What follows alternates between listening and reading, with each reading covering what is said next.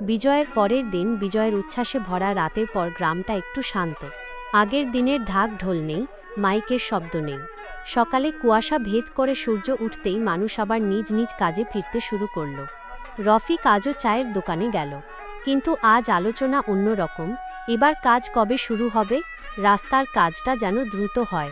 বিজয়ী প্রার্থী সকালে মসজিদের ইমামের সাথে দেখা করলেন, তারপর বাজার ঘুরে সাধারণ মানুষের সাথে কথা বললেন।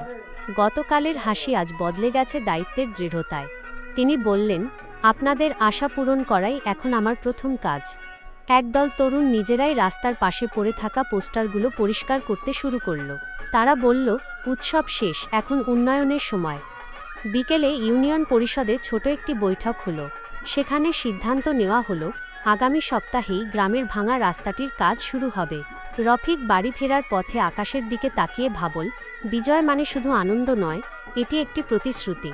সেদিন গ্রামের মানুষ বুঝল, সত্যিকারের জয় শুরু হয় বিজয়ের পরের দিন থেকেই।